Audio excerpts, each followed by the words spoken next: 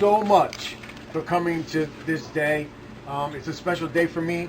you know, my mother and my father and my brother and my sister-in-law all put a lot of love into this day. You know, and so interesting. You think about it like a birthday. Who really did the hardest work was my mother. You know, and I appreciate her. Here's the thing I say every year, because the truth doesn't change, right? It will always stay the same. The love that I have today was something that I thought abandoned me. But the truth was, I learned through the years that I was the one who abandoned this house, right? I was the one, Mr. B, I know. I was the one that left that table.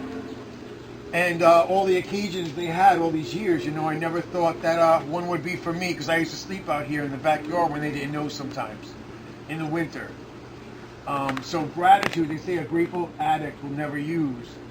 The reason is because when I remember what I didn't have, and when I was lost and outside and sleeping back here, for me to remember that at this moment is what will get me to my bed clean tonight. I just want to say this gentleman right here, Mr. B, because of him, a lot of you have me back today.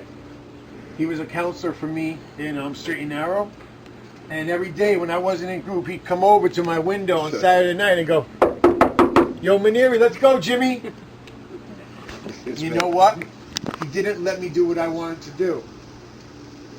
And because of that today, I learned how to be a counselor, right? So listen, when I was young, I'm going to close it with this. When I was young, I didn't have any friends. The boys didn't want to play with me. Little girls didn't want to play with me. And it was just me, you know, trying to find my way in the world. And it was that for many years. And because of that is why I really hurt myself. Because I just felt I didn't fit in, and a lot of days wanted to die, you know. But to live today and truly be present. This is not the present. Right here, it's like being in it, in the moment. That's truly what it is, right? To my friends over there, I appreciate you so much. Thank you for being so kind to me. You know, Marie, Tina, you've been there from the beginning. These two young ladies right there are my co-workers. They work. The woman sitting right there in the black, that's Miss Proby. Miss Proby sits at a desk where outside of her window is the park that I used to sleep in. And I said to her one day, "I wonder if you ever seen me out there," and didn't know. You know. So I never thought I'd really be inside. Laura, right here, I want to say something to Laura. For so long when I didn't have a car, when I couldn't drive to meetings, she would come all the way from Union and come get me every single Monday to make sure I chaired her meetings. And all of that kept me clean, you know. Maria would drive to Newark almost every day to pick me up when I didn't have a car. I want to say something real quick. I need to say this. Bryant right here is a very, very special man. Very special. Him and I met when I was in the halfway house and I was sitting on a crate in the bathroom talking.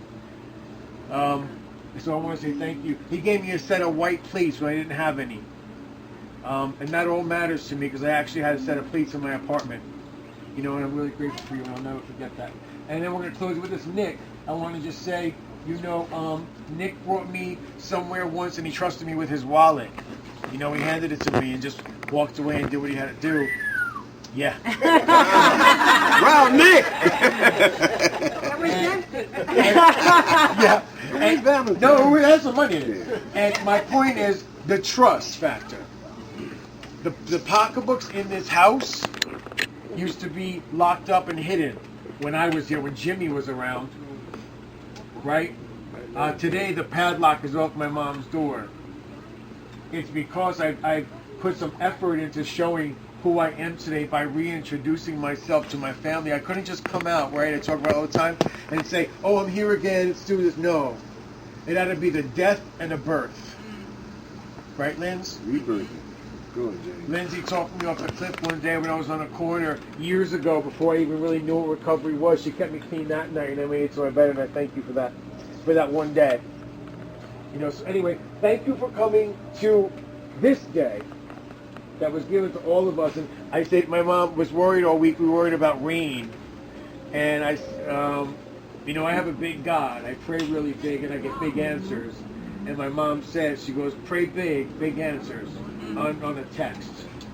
And I was just, what could you say except amen, right? Amen. One more thing, I'm sorry. It's okay, Jay. My brother.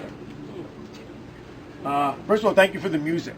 Oh, yeah. My brother set up that awesome thing. Not my music, but... No, not his music. We'd be sitting here listening to Who Do You Like, Bruce Springsteen? Which is cool too. Cool to we think Bruce. But here's the thing I want to say. You know, and every year it seems that I bring up this up because it's so important. During all the time I hurt that young woman right there in the black shirt, I was hurting this kid's mother, right? I was hurting the woman that loved him, that loved him from the time he was like this, and I used to be by his side, but then one day I was taken away, and I came in and smashed all that love with the need to use drugs to escape myself because I hated myself. That was, until today, living like authentic. So, Robbie, you know, one day he took me up to a detox. He was going to drop me off. And I don't mind saying this, I hope you don't mind, but he says, you know, man, I don't even love you anymore. That is what addiction and pain in his heart did to his love for his brother because I was hurting his mother. Can't deny and ignore that fact and that truth. But today, he accepts me back, you know. It's been a long time that he told me he loved me, you know, and tells me he loves me today. We love you, James. I love you too. So anyway, peace and blessings. My hope is that your journey is filled with prosperity and that your purpose continues to evolve. Let's have some cake, okay? You're the better person to me, James. That's good. Oh, candles!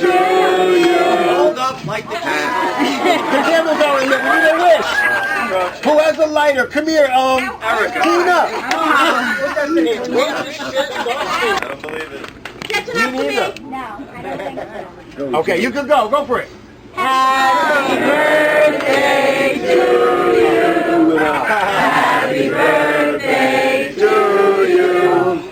Happy birthday, dear James. Happy birthday to you. Look, there's one left. One left.